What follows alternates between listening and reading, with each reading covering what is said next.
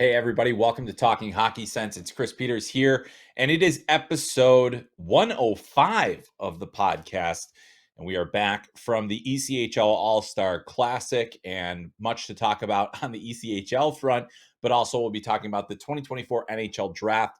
NHL Central Scouting's rankings came out last week. We'll take a look at some of the rankings, some of the surprises, maybe some of the things that come out. But when the Central Scouting midterm rankings come out, that kind of kicks off the second half of the draft season. So we wanted to talk about that here.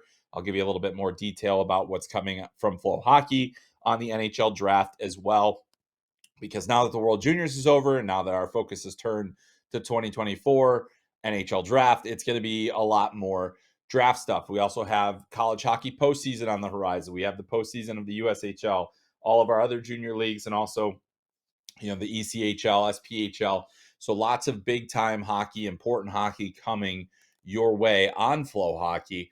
But I wanted to start today with something that we actually saw on FloHockey over the weekend. It was one of the most viral moments of the young hockey season. And if you have not seen it, you can head over to FloHockey's YouTube page for the full game and also the highlights of Terry Ryan, the 47-year-old hockey player turned actor that plays a hockey player turned real hockey player once again. He made his comeback to the ECHL. The Newfoundland Growlers needed some guys. They called Terry Ryan, who was a top 10 draft pick in 1995 by the Montreal Canadiens. Only ended up playing 8 games in his NHL career, long-term career in the minors. But he hadn't played a game in the ECHL in over 20 years. And he gets the opportunity to play for the Newfoundland Growlers. He's from the area. He's from the province of Newfoundland. And if you've ever seen the TV show Shoresy, that is Ted Hitchcock on the show. Don't ask me what it sounds like. And he is also like, kind of this hockey nomad in some ways. But, he's been on the Spit and Chicklets podcast a lot. He has his own podcast. He's written a book. I mean, this is a guy that is a hockey lifer.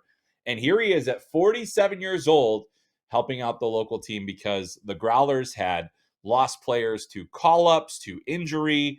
They had Johnny Tyconic at the All-Star game. They just needed bodies. And Terry Ryan, who is local, was available and in good shape too. I mean, he did it. He played the whole game. He started the game.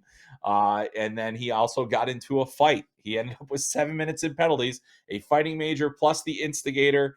Fought in the third period after one of his teammates got hit, and Terry didn't like it, so he went after the guy, and it was a legitimate, fight that between two guys. And Terry Ryan was actually celebrating his 47th birthday that day. So the reason I bring it up on this podcast is that I think it's just an incredible lesson and a great story in a lot of ways as well. What I think about, the passion for the game that never dies, the love of hockey, and then also for anybody that's ever played hockey or any sport really, and you played at a competitive level, and then eventually that competitive level goes away. I mean, it could be anything. Like I played JV hockey, and that still was, feeling like when you lose that, it's a bit of a loss, and you miss that what you get. And so, for Terry Ryan, 20 years after his pro career ended, to get an opportunity to play an ECHL game, to get a chance to play in front of his home fans, in front of his daughter as well, a 13-year-old daughter. And if you saw the interview with Terry after the game, you can check it out on the Newfoundland Growlers Twitter page. It went just absolutely viral because it was so pure and emotional that you just love to see the passion that somebody has for the game, and that this how much that opportunity meant for him. And I think anybody that has ever played a sport wishes they could have lived that out. And but it's just amazing to see. Make sure you go over to the FloHockey YouTube page. We also have the video on FloHockey.tv, but you can actually see the entire game of Terry Ryan's comeback, and then also just his curtain call that he got as well. I mean, imagine that. You get to play in front of your home fans, and you get a curtain call at the end of the game. Now, Newfoundland lost the game. They lost the game about 6-2, and it was they lost some points in the standings, but who cared about the result after seeing the emotion and the mutual love between Terry Ryan and the Newfoundland fans? So Make sure you check that out, and just just so cool to watch. I cut the highlights, and just I was emotional just seeing that, just how great that is. And Terry Ryan has become such a beloved figure because of Shoresy, because of his appearances on podcasts. It seems like everybody was rooting for him, and then he delivered.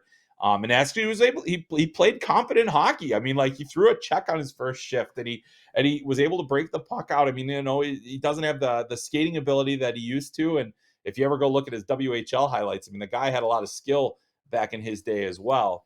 But man, that was cool to see. But also, as I mentioned off the top of the show, I got back from the ECHL All-Star Classic. I was out there with Liz Child from FloHockey, and we were able to get a bunch of content that's going to be coming your way over the course of the rest of the season.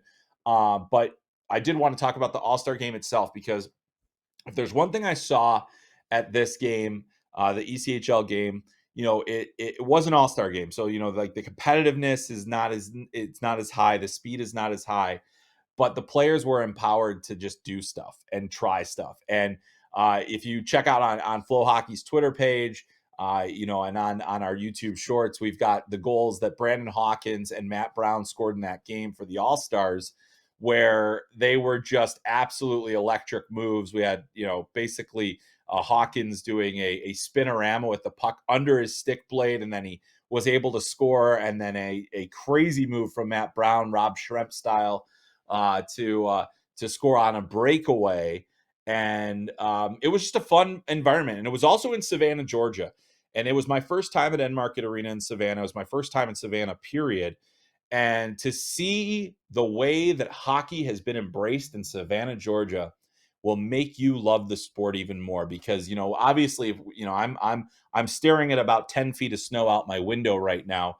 I'm missing the warmth of Savannah. But you think about the North has been the northern United States have been such a with our winters, hockey has become part of more of our culture.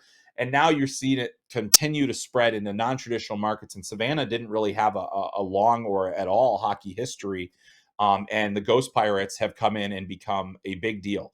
And that's really cool to see.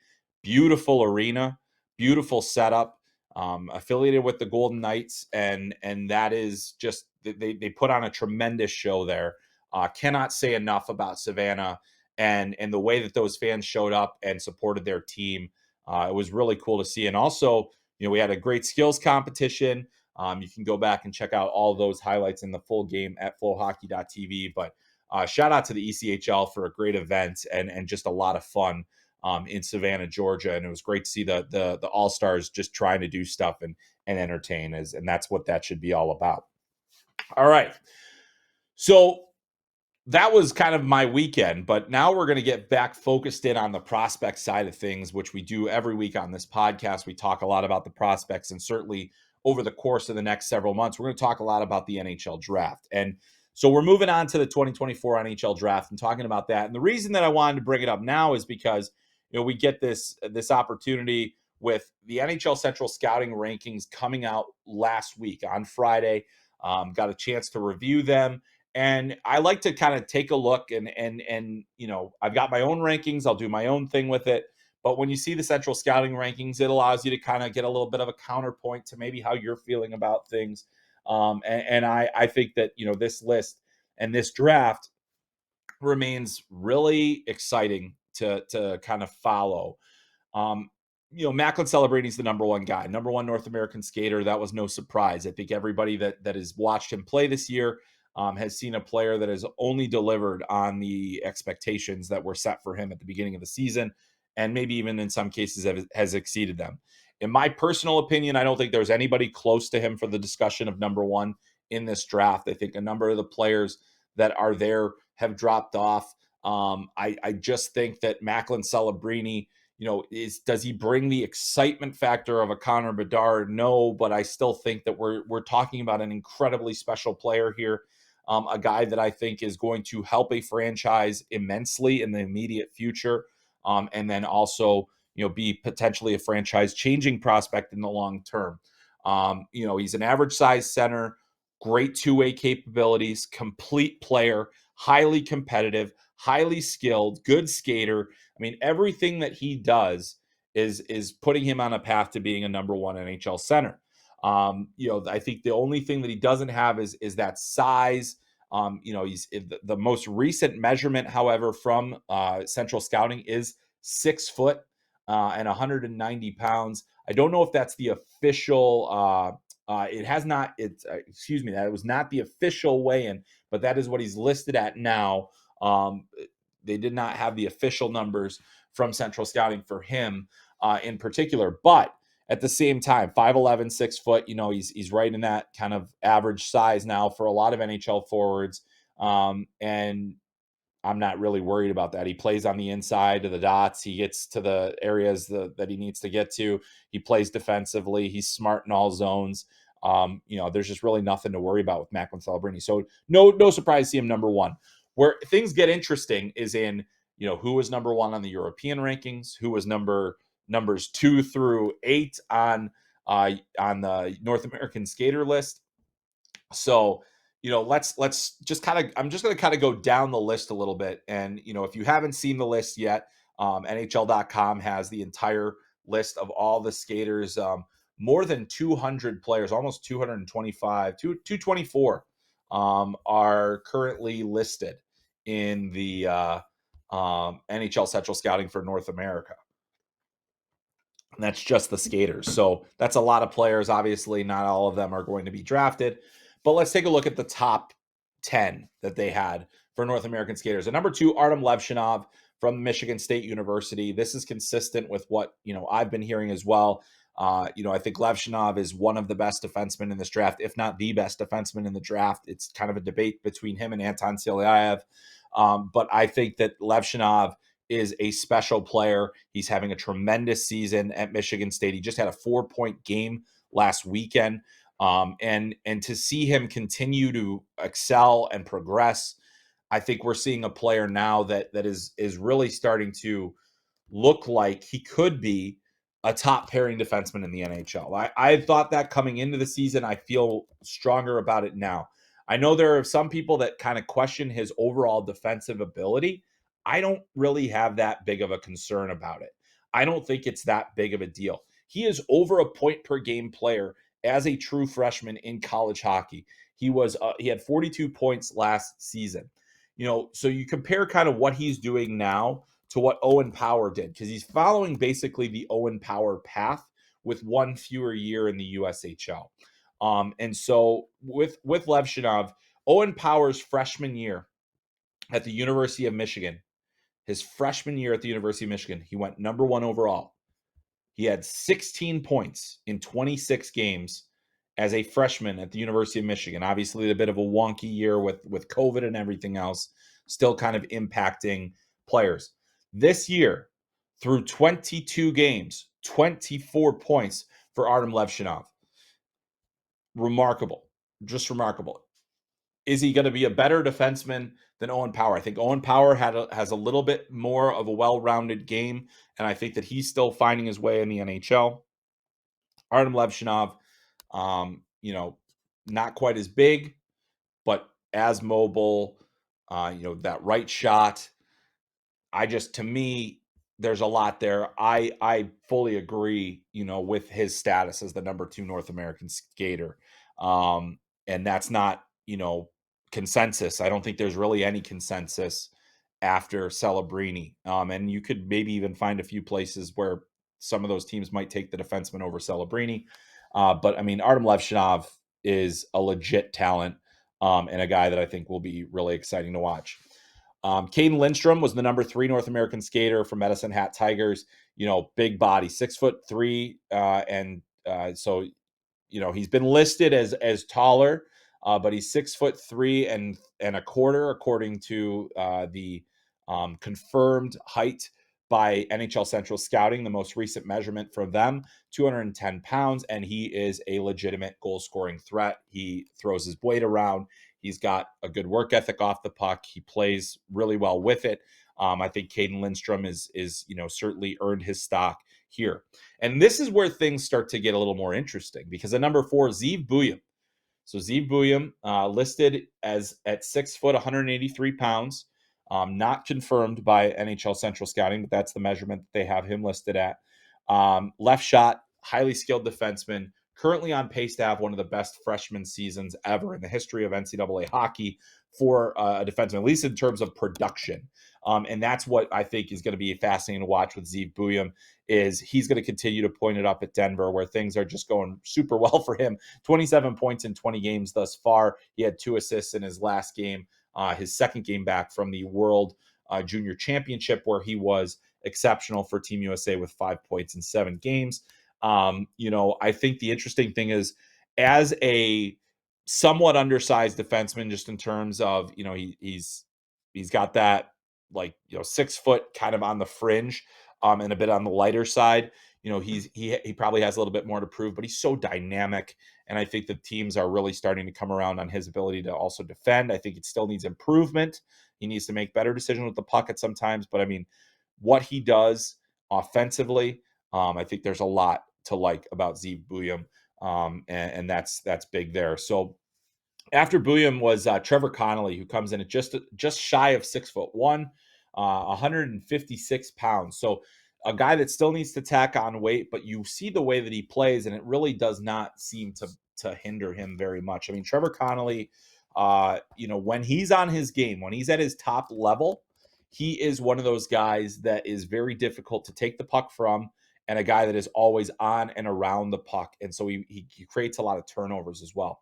Currently on pace for 80 points in the USHL with 35 in 25 games. He just played in the All-American Prospects game, which was on Monday of this past week. And he continues to excel anytime. He had 10 points at the Hlinka Gretzky Cup, 11 points at the World Junior A Challenge. Every big stage that you put him on, he seems to deliver.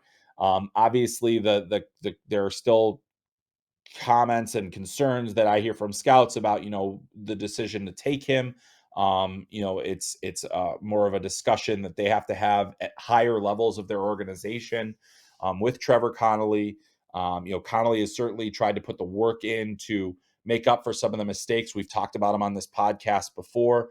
And I do think that there is always going to be that debate among teams. There will be teams that will probably have him as a no draft, just because they don't want to deal with certain headaches that could potentially come with that. But I do think that this is a player, we've talked about some of the players that whether or not they should be drafted. Every team's going to do their due diligence because Connolly has had such a tremendous year, and then they've got to make a decision on the character side of things. And I think that a lot of teams now are more heavily investing in that kind of research into a player and will make their most educated decision. At 6, we had Carter Yukemchuk, from Calgary, defenseman, right shot defenseman, just a hair short of 6'3", 190 pounds. I mean, this is a guy that has risen up the charts all year long. I think there's a lot of teams that like him. They like what he brings to the table offensively. They feel like he can defend well enough. They feel like he's got the mobility. Really interesting player. And, I think the debate starts here, with guys like Yukemchuk and Sam Dickinson versus Zeev Buium, who's a smaller player compared to those guys, but maybe has a little bit more of that dynamic element.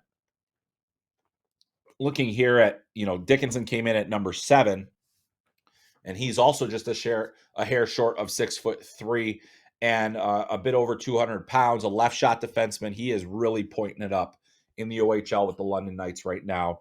Highly offensive. I think the defense is going to be something that he can be coached into and developed into better. I think that's going to be a big time player. But you look at that run on defenseman. We've got 4 defensemen that we've just talked about in the top 7 players, and we haven't even discussed the Europeans that are involved in this yet. This is just for the North American skaters. And then at 8th, this was probably the surprise for a lot of people, but this is where things have been trending for the last little while. Cole Eiserman, who came into this season looking like the number 2 prospect for the NHL Draft, is listed as the 8th best North American skater. Odds are if you're 8th there, you're probably somewhere just on the outside of the top 10, because we look at Konsta Helenius on the other side, Ivan Demidov, Anton Silyayev. There are a number of European players now that could potentially go ahead of Cole Eiserman. And so We have a question in the podcast that we'll get to later about, you know, the hows and whys, but I think that the main thing is here. There's a couple of factors in the Yzerman drop, and a lot of it has more to do with the other players. Big defensemen with mobility, with puck moving skills, with the ability to produce points are at a premium. We saw it in the last draft when we said, hey, you know, this is not the best year for defensemen. If you're hunting for defensemen, maybe wait a little bit. Teams are still going to invest in big defensemen with mobility. And that's where a guy like Cole Yzerman, who is an elite goal scorer with an NHL ready shot, with an ability to put the puck in the net, 32 goals in 30 games so far this season, 53 points. You know, this is a guy that I think teams will ultimately covet and believe that he can score. But the trend has slipped. The trend has slipped down for him. And, you know, that is, I think, in part because there are teams that still feel that he's a bit too one dimensional, that, you know, he's going to need a good center to drive play. And that, you know, there's guys like that, you know, a top line wing that can score is still going to be a very high pick, but is he going to be a top 5 pick if he's not a play driver in the way that NHL teams want them to be? And I think that's really going to be the discussion that's had around Cole Yzerman all the way through. But here's a guy that, you know, very well could score, you know, upwards of 70 goals this season. And, you know, then you have a decision to make. But we saw Cole Caulfield fall. Yzerman's bigger, maybe a little bit of a better skater and stronger on his skates as well.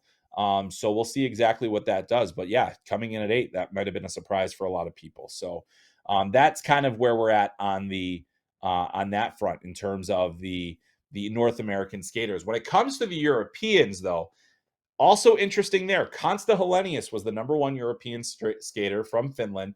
Love that player. I think he does a lot of things really well, very well rounded, very competitive. You know, not a big guy, but he's very competitive and has had a tremendous season in Finland this year with the points that he's been able to put up. And I do think that there's a chance that he could sneak into the top 5 conversation. Depending on what happens with the defenseman, but I think it's more likely that we'll see those defensemen go ahead of a 5'11" guy who could be a center, could be a wing, you know, kind of waiting to see. But 22 points in 30 games in Finland right now, in their top pro league. He had 2 points at the World Juniors. I think, you know, his production wasn't very great, but he did have, I thought he played well in the tournament. I liked what I saw from him. You know, he got big minutes as well, played a ton in the most important games, you know, was given a lot of time. And you know, he's a player I like an awful lot. So we got Konsta Helenius there. Number 2 guy was Anton Silyayev, and why is he so? He is going to be the real wild card of this draft. Russian defenseman, you know, 6'7", and he can skate. He's a bit of a unicorn in how well he skates at his size. Um, that is the key. And the question is going to be, is the offense what we saw? You know, his offense cooled off from the beginning of the year. He's putting, you know, record pace offense at the beginning of the KHL season, but, you know, he's kind of cooled off. But I think you look at the minutes that he plays, you look at the style that he plays, teams are going to covet him. And I don't think they're going to be scared away by the Russian factor. We have a question about that coming up later as well. But I think with Silyayev, he is one of those guys that teams just are going to dig in on and dig in on and dig in on.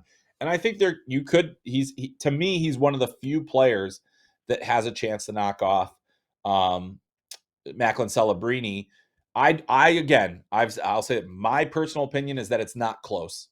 But I know that is not necessarily widely held.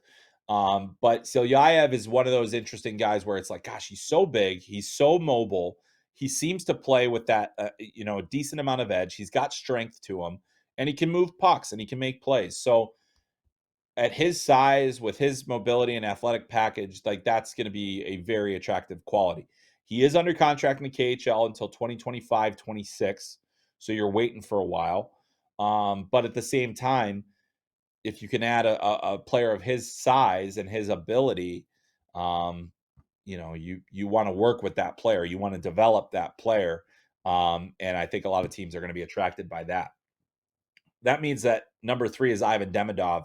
And, Demidov has been one of those, tantalizing Russian prospects that I think a lot of us are intrigued by.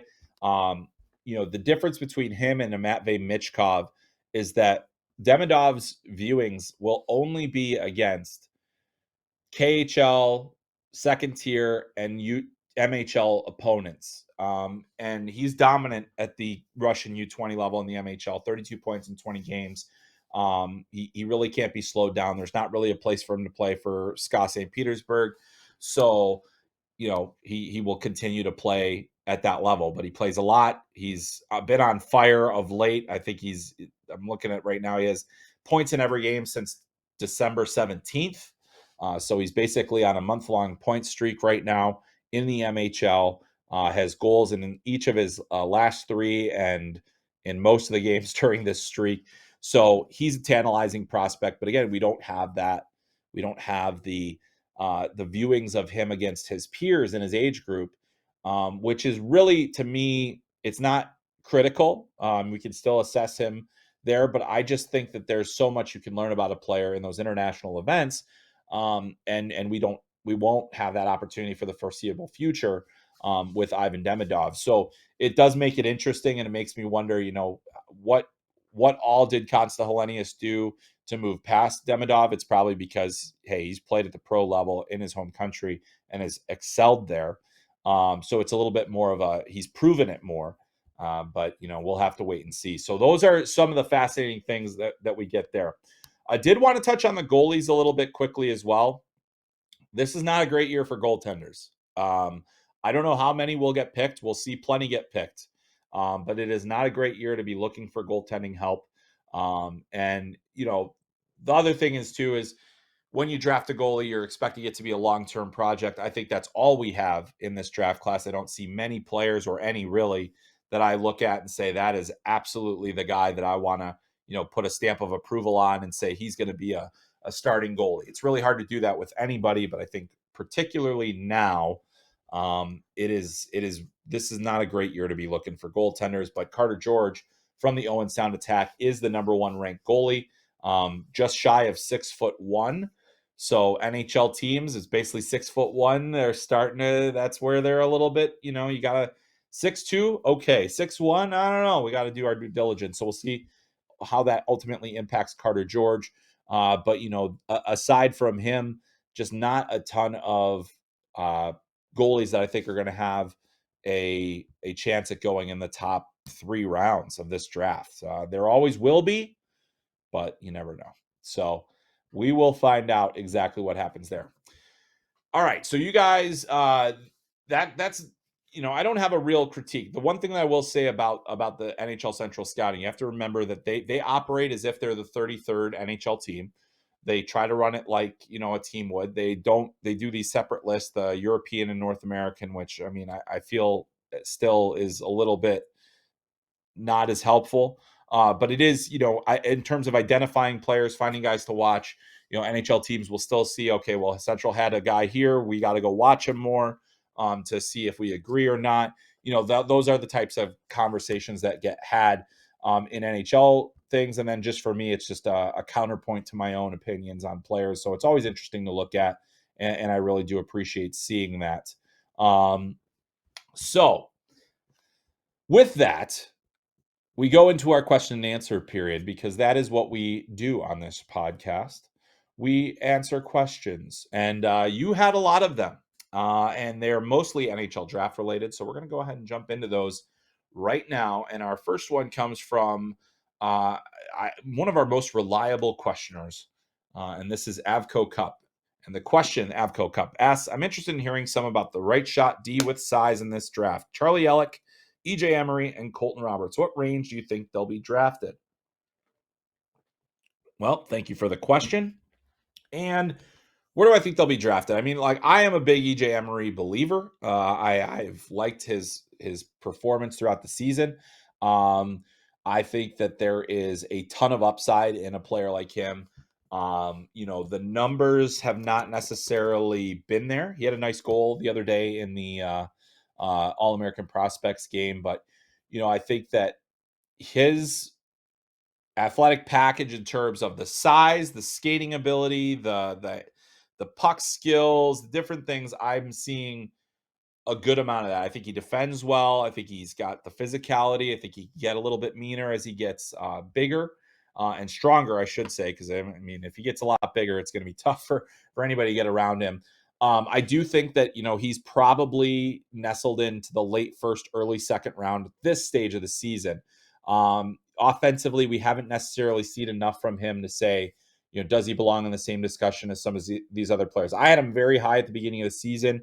I don't think that I've seen the offensive maturation that I've wanted to see from him in order to kind of get that picture of him and what I think he ultimately can be. But I do think that EJ Emery is one of those players where you draft him and you just wait and let him develop. And I think you're going to have a guy that has at least, that has top four potential.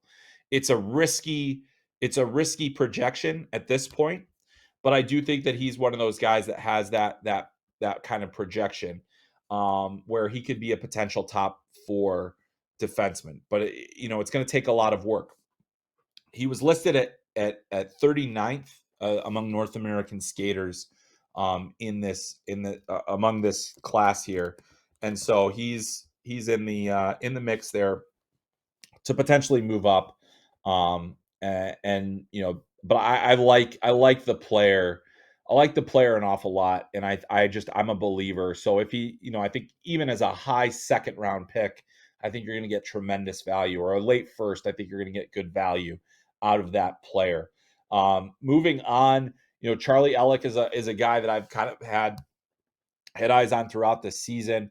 Another player where I think there's probably been a little bit, underwhelming in terms of the offensive capability that he has shown or hasn't shown this year.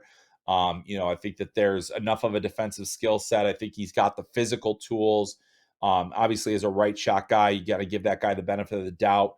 Again, listed at 28th among North American skaters. I think with him, there's a lot of guessing in terms of what he's going to be. What is his identity as a player? Who does he play like? What does he do? That beyond being a good sized defenseman with some mobility and some puck ability that he hasn't necessarily delivered on all season. So that's part of it. But he's interesting, and I think that that's another guy where it could be a late first, early second kind of scenario for him at this stage. Colton Roberts is a guy that I haven't done a ton of work on yet. I'm still, piecing through my prospects and getting my midterm list ready. I know there's a question about that too. Looking like early February for that one as I kind of get through things and get back into business. But I think Roberts is a player on the rise, and he's a guy that a lot more teams are paying closer attention to. Defensively, there are issues. Offensively, it's good enough. I think again, this is another player where they're doing a lot of projecting and saying, I see what he can do. I'm not sure what he'll ultimately become. But you look at his stock continues to rise, and he was actually listed at 24th overall or among North American skaters by Central Scouting. And he's another player where at 6'4", as a right shot with some puck ability, I think that there's going to be enough interest to say that he very well could sneak into that first round with that skill set. But we'll wait and see exactly how his season finishes. If there's more development in his game, if he has a really strong finish to the season, that could, he could go one way or the other. If he has a strong finish, he'll probably go pretty high. All righty. Next up is another EJ Emery question. This one comes from Alex, I believe. And so I forgot to write his name. Oh, excuse me, Marcus. We'll get it all figured out. Anyway, this one's about EJ Emery too. I'm gonna need your EJ Emery takes. And sorry, Maxwell is what it is. My bad, Maxwell. Sorry about that. I'm gonna need your EJ Emery takes, and why does it sound like teams are higher on him than the public? So I think it's for a lot of the reasons that I said, is that you look at EJ Emery, you see the size, the skating ability, you see that he still has room to grow in terms of his frame. He's going to fill out more, he's going to tack on more muscle, he's going to be a tougher player to get around, he's going to be a physical guy, he's going to defend well enough. The reason that, I think that he probably doesn't have the same love in the public space is because of the numbers. 15 assists throughout the season. I've seen him. I think when you play with guys like James Higgins and Cole Iserman, and there's a level of expectation. Just get the puck into their hands, and you're going to pick up a lot of assists.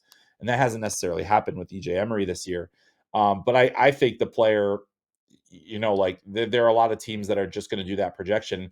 And with the number of big defensemen in this year's draft, that's what's going to push the value of these guys. Some of these guys are going to go higher than you would think because there is that run on defensemen.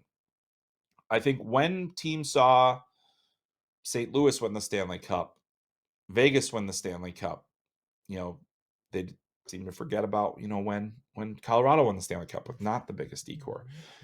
Teams want to be bigger. They want to be heavier. And I get that. And I think that's they want to have that athletic capability of the guys that can skate, that can play a heavy game, that can defend.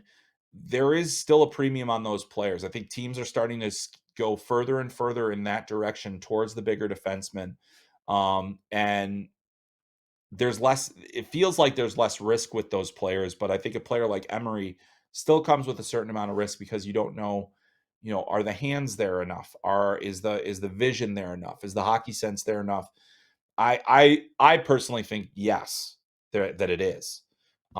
As I've said, I'm very high on EJ Emery, and I will continue to be until I see something that says I shouldn't. But I think there's a lot to like about him, and I think NHL teams will be very interested in talking to him, and we'll be watching him throughout the season with great interest. All right, we got one from Joseph here. And Joseph asks, which D-men in the 2024 NHL Draft have the best shot at jumping right into the NHL? Good question. I think the two guys that come to mind are Artem Levshinov and Anton Silyayev. Silyayev is under contract in the KHL, so he's not coming until at least 26, 27. And then you've got Levshinov, who's been a Division I player on a top program. Michigan State is looking like they are a legitimate contender this year, not just for Big Ten championships, but geez, they might even go all the way, which is something we haven't been able to say in about 17 years, or not quite that long. They won in 2007, but it feels like a really long time. I guess that is 17 years. Jeez. How are we this old, guys? Well, it's just me. I'm just the old one. But anyway, it's just like 2007 was 17 years ago. Okay, that hurts. But anyway, I think that Levshinov is probably the most physically prepared. He's sturdy. He's got that ability. Do I think that it's a slam dunk that he's in the NHL next year? No, I don't. And maybe he stays at Michigan State for another year. Maybe he goes to the AHL. There's a lot of options where he's going to be drafted. The NHL team is going to have a lot of say in what the next step is for him. And it very well could be going to the AHL.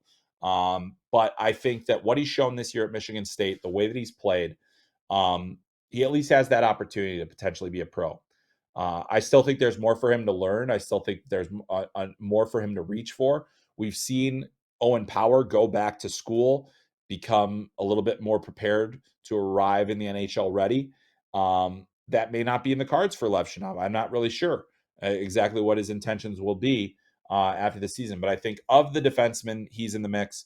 You could maybe make a case for Dickinson. I think just from his athletic toolkit, just the things that he does, the size, the ability. I think that there's still going to be a lot of junior in his game that would have to be coached out in terms of what you would need to get for him to be an everyday NHLer as a rookie, which is basically what you have to be if you're going to play right away in the league. I just don't see. I think it's harder and harder to project any defenseman as a immediate impact guy or immediate entry into the NHL without them being truly special. I do think that there's the potential that Levshinov is truly special, but we'll have to wait and see exactly what teams drafts him and what their status is on the blue line. So this next one comes from Zach, and this is also about Artem Levshinov. And he asks, does Levshinov's offense outweigh his current defensive weaknesses, warrant a top 5 pick? Well, I think he's a top 5 pick already. I think that his defensive deficiencies are overstated at times. He is definitely a guy that can push it offensively. He can get himself out of position. He can get himself into trouble at times. He can make bad reads with the puck. That's true of most defensemen that have the puck a lot. And so I think that he is, probably the most complete defenseman among them. Like I like his defending better than I like what I see out of Dickinson. I think that he is a little bit more has more hockey sense than Selyaev. So I think that there are some things that Levshinov does that really strike me as better than a lot of the players that he's going up against.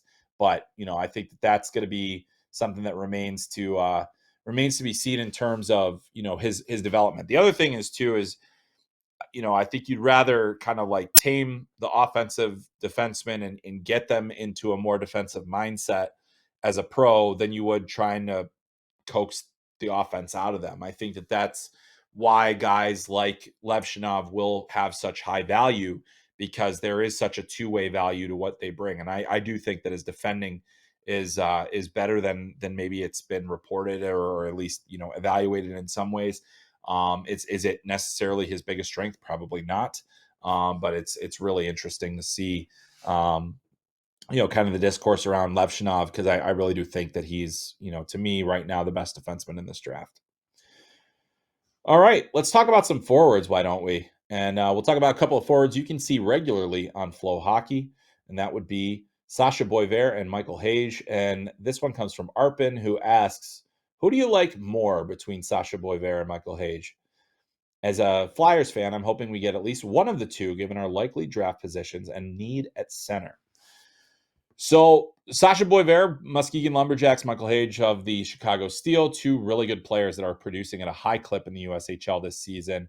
And, I think that both of them are going to end up very close together on my draft list when it's finalized for the midterm. I think that they've both shown throughout this season that they have good offensive sense. They're competitive. They make plays. They, are on a good path in terms of their development, strength training, becoming more well-rounded, their competitiveness. I think there's a lot to like about those guys. In case you hear anything, my dog just walked into the office, and we'll see if she wants to chime in on the podcast. But really, I think that Boisvert has been, one of those players we watched all season. He continues to just get better. I was glad to see that they got a couple of the non-Americans in from the USHL into the All-American prospect game. It used to be, all only American-born players. Boisvert was in there, and Matt Bagradine and Hage. Getting those guys in there really, I think it enhanced that game for one, and it increased the value of it as an evaluation point. But it also showed that there is a level between players, and I think you see Sasha Boisvert, Michael Hage, Trevor Connolly, those players that are highly regarded as potential first round draft picks. They just look different, and I think that that's what we see here with Boisvert. I think that you got a lot of good skill, good competitiveness, good roundness. But I think, if you're looking between the two, there's a case to be made for Hage. It's one of those. Uh, it, it, it it's really close. I mean, they're similar in size. I think they're similar in ability.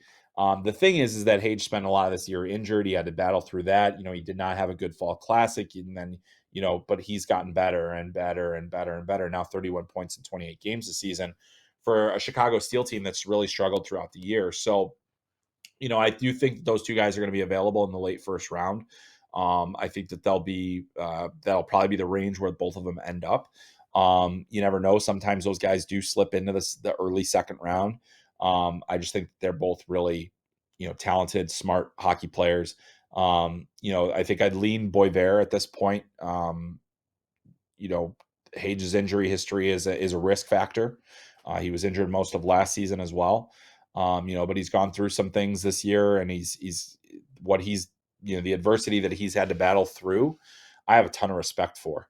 And so I would say, I think that Boisvert gives you just a little bit more security, and then but again, we're splitting hairs at this point. I think they're both really good players that could give you a lot of value, and I think that both have the potential to play center. I don't think that's guaranteed. It really never is in those late first round guys that they'll be centers, but I do think that that's a distinct possibility for both of them.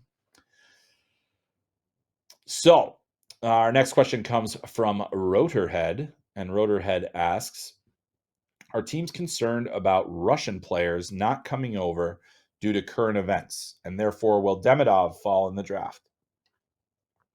Well, I think if we saw last year's draft, the answer to that question is no.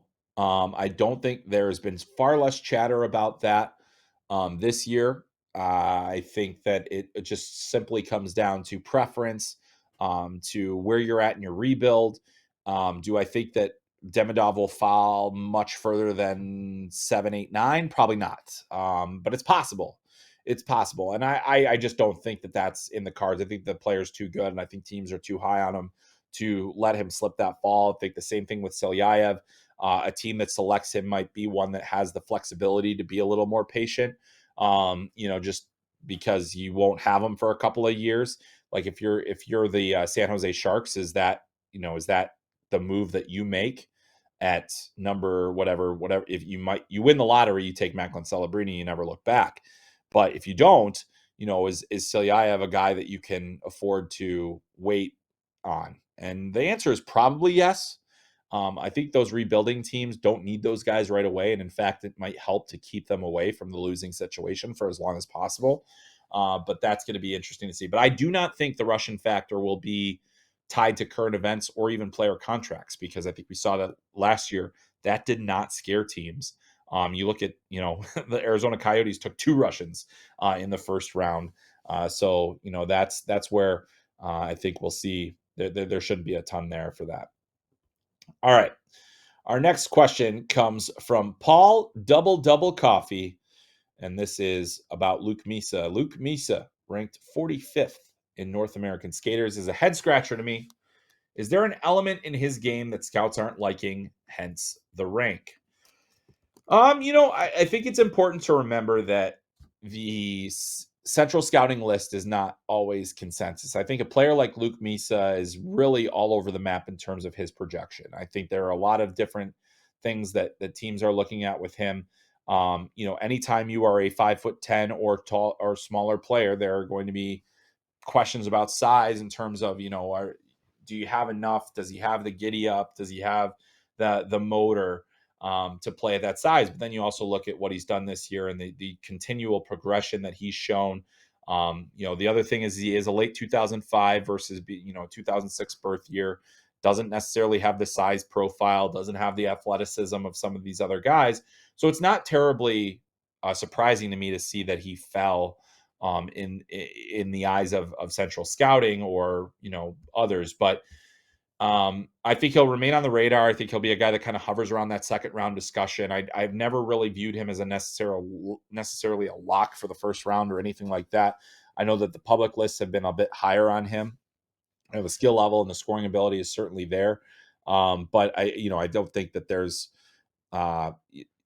no real certainty in his projection, given the athletic profile that he has right now. So I think that could be part of why, guys like that have that high skill, but have that risk factor. It's just a lot easier to select him in the second round, and feel a little bit better about those picks. And those are the guys, he seems like the type of guy that you're going to be really excited to get, in that second round. And I do think that he ultimately could be in the 40s, maybe even the 50s, when all is said and done. And I also think that part of the forward projections is that the quality of the defensive pool is really going to push a lot of these kind of,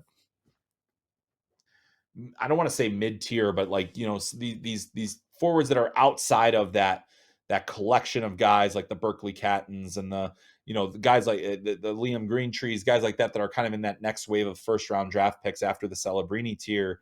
I think it is going to push a lot of these guys down just because of the run we expect to see on defensemen in this year's draft. So great question. Thank you very much, Mr. Paul Double Coffee, for that one.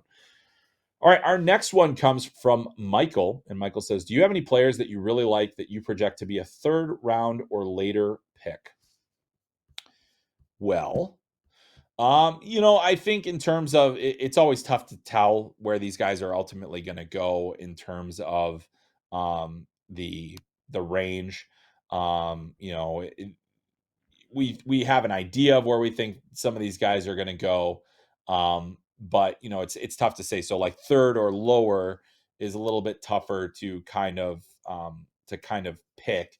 But I think one guy that I've kind of talked about a fair amount as a guy that I think will be in that third round fringe range is Christian Humphreys. 5'11" forward with good skill. Really like his vision. I think that he has some of those things that are really good there. Another guy that I've liked quite a bit in Minnesota high school hockey, but also when he was playing in the USHL, is Hagen Burrows from Minnetonka High School. I think he's got a good size factor. There's strength to him. There's a work ethic to him. He plays well off the puck. That's a guy that I like in that kind of range. Maybe he doesn't slip that far, but it's certainly possible. I just think there are going to be a lot of those kind of guys where you're like, there's things that I like about him. But what ultimately are they going to be as an NHL player? And one of those guys is Tanner Adams, who is currently at Providence, and he is a bit of a spark plug player. I've liked what I've seen from him at Providence this year. That's a guy that's kind of in that third, fourth, fifth, sixth round range. He can a guy like him can go, excuse me, really anywhere, and he's going to be interesting to watch that one. That's to see exactly where he goes. But yeah, I'm going to be certainly intrigued. It just seems like those third, fourth, and fifth round players are going to be guys that might be a little bit undersized, might take a swing on some skill. And that's why guys like Humphreys stand out to me. As options potentially in that range. We'll see ultimately if they go that far. All right, our next question, switching it up a little bit to college hockey. We'll have some more draft questions in the offing here. But this one is about the University of Michigan's Seamus Casey. And this one comes from Jonathan. Jonathan asks, thoughts on a Seamus Casey Hobie run? He looks primed for a big second half after winning gold at the WJC. Well, Seamus Casey has had a tremendous season to date, and has certainly made a great case for himself to be a Hobie candidate. Whether or not he is able to get there will be very interesting, but you have to say, okay, what he's done right now in terms of his point production, 1.4 points per game. Now, that a lot of that inflated. Michigan just played Stonehill College last weekend. All of those stats count for the national standings, and Casey was among the many Michigan players that went off that weekend. He had 5 points over the weekend, all assists. I think among the defensemen, he certainly has a case. I just think it's going to be very difficult to knock off the forwards this year, especially when you consider, Quinnipiac's Colin Graff is averaging 2 points per game. If he hadn't missed games due to injury, that his raw numbers would look better than they do right now. But the fact that he's played 6 fewer games and only has 3 fewer points than the national scoring leader says a lot to me about Colin Graff's candidacy. Macklin Celebrini will absolutely be in the mix as the nation's top freshman. So it's going to be hard to knock off the forwards. I don't think this is necessarily a year that a defenseman can do it. But you've got Casey, you've got Zeev Buyam, you've got Lane Hudson, all among players that could potentially, get into that discussion here. But boy, it's been fun to watch the scoring leaderboard this year, and really for much of the year, it's been Massimo Rizzo and Jack Devine from Denver at the top of it, and just the consistency of their scoring has been off the charts. So I just think it's going to be very difficult for a defenseman to win. But if there is one that's in the mix, certainly Seamus Casey is among them. All right, let's go back to our draft questions. And this one comes from Hockey Research. Who are your 3 favorite draft sleepers? And when are your rankings coming out? Sorry, that's 2 questions. Well, I tend not to get into sleepers until later in the process for 2 reasons. One, you want to give yourself as much time on sleepers as you possibly can, because there are certainly, uh, you don't want to tip your hand necessarily. And then also there's just a lot of variables that kind of come into play on that front. But I think that there are going to be some re-entry players that are always interesting looks in terms of sleepers. Um, guys that I think could get in the mix. Like I think Caden Shahan from the USHL is one of those players that, he's not going to be high on anybody's list, but he's going to be, he's had such a tremendous year for Sioux City that I think that he's an option for a team in the later rounds. I think that he's made a really good case for himself. I think Eric Paulson from Dubuque, I've liked what he's looked like this year. He's a guy that came over from Sweden and is now going to put himself on the college track and has done some things this year where you say, okay, I can see some NHL elements to his game. And I the sleepers for me are almost always going to be on the college track because you get more time. I just don't think it makes a lot of sense for teams to continue drafting very late the players that you only have 2 years to make a decision on to sign with college or with the CHL. It's not to say that you shouldn't continue. Like if you have players you have a strong conviction on in the later rounds, you should always take that player. But I just think that the system is set up to favor a little bit more these um, these guys that are in on the college track, because then you get that 4-year window to kind of sign them and make a decision and not have to make a decision too soon. So you want to try to find guys that are on that path. So a couple of the guys that I mentioned are guys on that path, and I think that that'll be the kind of players that you want to take a nice long look at there. But yeah, so I think that I know that doesn't really answer your question. As far as when the draft rankings come out, again, we're looking kind of at early February tentatively. It's been very difficult for me to get the time needed to really dig in on players that I haven't had as good of a book on. I've seen a lot of games live this year. Obviously, just saw a bunch of guys at the World Juniors, but there's more to be done. A lot more work to be done to get the list ready and to make it something that you guys can actually get something out of. So that will come later. Next question comes from Matt D. Or excuse me, this next one comes from Lars. My bad.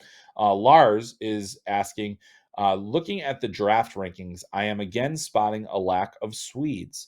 It feels like it's like this every year, and then after the U18 World Cup, they suddenly shoot up the rankings, and from having 1 or 2 on the early list in the first round, there are suddenly closer to 5. Why is that? Is Sweden still under-scouted in general, or is it just by North American prospect journalists?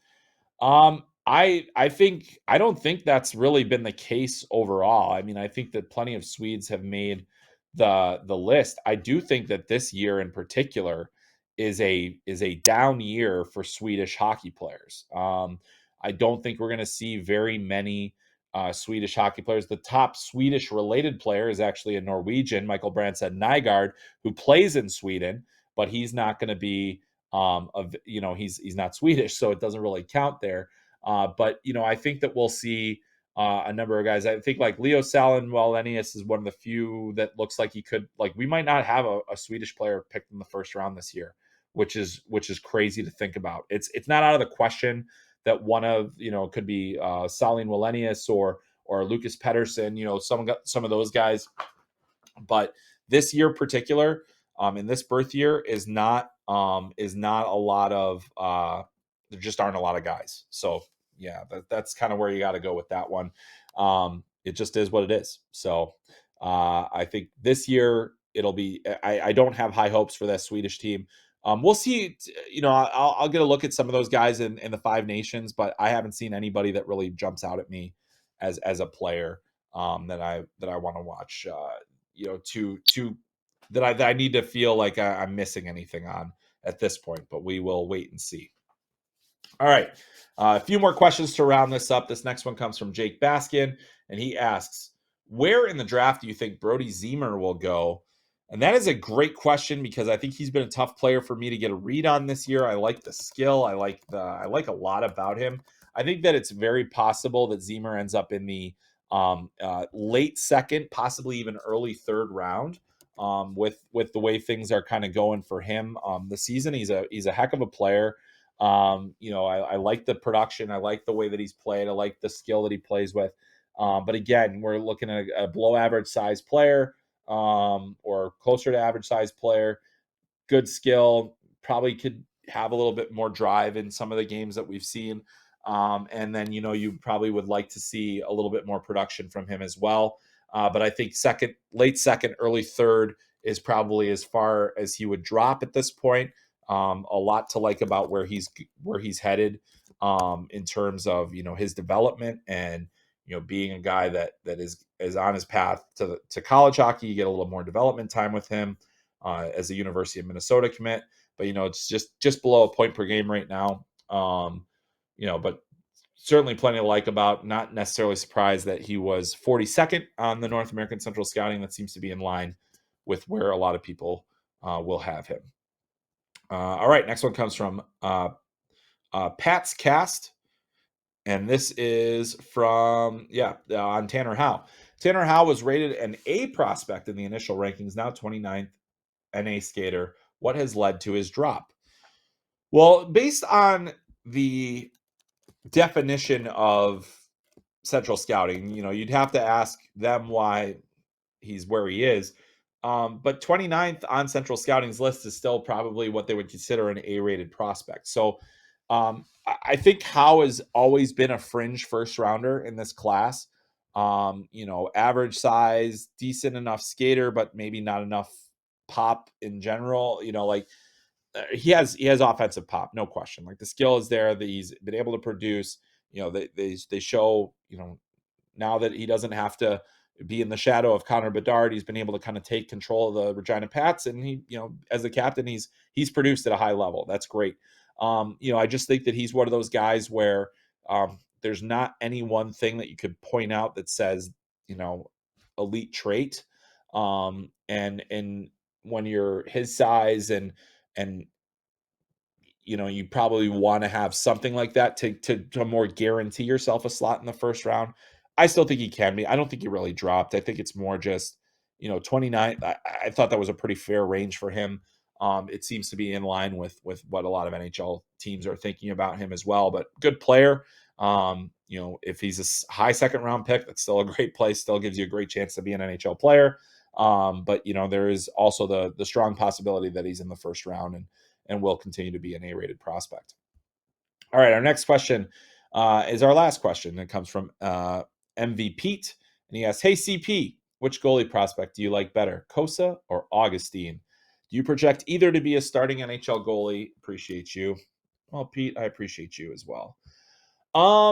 This is a tough question. You've got two players on very opposite spectrums of their developmental. I think that there's been a lack of patience with Sebastian Kosa, and there's been a bit of forgetfulness about how long it actually takes goalies to matriculate to the NHL. Kosa spent all of last season in the ECHL with Toledo Walleye. This year he's in the AHL. There's a very deliberate kind of path that's starting. If I'm looking between the two goalies, the goalie that I have a little more trust and faith in is probably Augustine because he's more technically sound. He has good hockey sense. He's got a little bit more of a controlled play. Coase is a little wilder. He's a little bit less consistent. He's a little bit more athletic and react kind of goaltender. Whether or not that, but he's still very early in his development. I think if you're looking at the upside of the two, you would say Kosa has the higher upside, bigger frame, better athletic profile, and different, things. But I think with Augustine has a huge hockey sense advantage in my estimation, and also his technique is really sound. And now he's gotten proven winning capabilities on multiple stages, and he's got that really reserved kind of demeanor that seems to serve him well. And so that's going to be really interesting to watch. But I think Kosa versus Augustine is going to be something to watch because obviously, Detroit was keen to pick another goalie, even though they had Kosa as a first round prospect. We'll kind of be watching him and Jesper Wallstedt because Kosa went before Wallstedt did. I think Wallstedt right now is projecting as a bit of a better goalie, but that might not be the case. Kosa is still very early on. You got to remember, he's 21 years old. A lot of goalies will not see their first NHL action until 22, 23, 24. And patience will continue to be the key with Kosa. The question will be, does Augustine pass him while Detroit is trying to be patient and give Kosa the net? As the first round pick, you figure he'll get the benefit of the doubt, but it's the NHL. They'll always go with the best player. And if that ends up being Trey Augustine down the line, that'll be it. It's getting harder to kind of get a sense that, Kosa is for sure going to be a starting goalie in the NHL. And it's too early to say if Trey Augustine will. I think every goalie that you pick, every single goalie that you pick ever in the draft, you hope he's going to be a number one. You won't know for years. That's just the way it goes. So patience, my friends in Detroit. Patience is all you can have. All right, folks, that is going to do it for today's episode. I really want to thank you for all the great questions you asked. I also want to remind you, subscribe to FloHockey. We've got the postseason on the way, the stretch run and run to the postseason coming up soon. We'll have college hockey conference playoffs in the CCHA and Atlantic hockey. We've got USHL, BCHL, AJHL, OJHL. I mean, just keep listing junior leagues. We'll have it. And a lot of great draft prospects, a lot of guys that we just talked about that you can find on FloHockey all season long. Also, stay tuned for much, much, much, much more NHL draft coverage on FloHockey as we build up. We'll have those draft rankings out for you in a few weeks. And we will have much, much more, including mock drafts and scouting reports and shift-by-shift videos. Oh, it's all coming. So we will talk to you then. Thanks, everybody, for joining us on this week's episode of Talking Hockey Sense. Huge thanks to Amanda for producing, to everybody that asked questions, and, of course, you for tuning in. That's going to do it for me. My name is Chris Peters. This is Talking Hockey Sense. We'll catch you next time.